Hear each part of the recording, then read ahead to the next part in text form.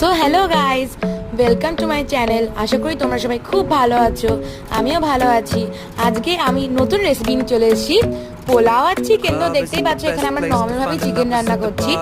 নর্মালভাবেই রান্না করেছি। তোমাদের যদি চিকেন রেসিপিটা দরকার হয় তোমরা নিশ্চয়ই আমাকে কমেন্ট সেকশনে জানাবে।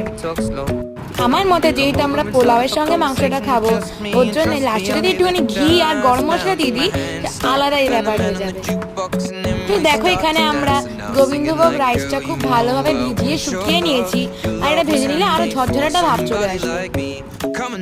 তো দেখো এখানে আমরা কড়াই গরম করে তেল নিয়ে নিয়েছি, আর আমরা গোটা গরম মশলা দেবো। আর কিছুক্ষণ গরম হওয়ার পর আমরা রাইসটা ঢেলে দেবো। তো দেখতেই পাচ্ছ এটা এভাবে আমরা ভেজে নিচ্ছি। তো দেখো আমরা মোড় থেকে অর্ডার করে নিয়েছিলাম কাজু আর কিশমিশ, যেটা পোলাওতে দিলে খুব সুন্দর লাগে খেতে।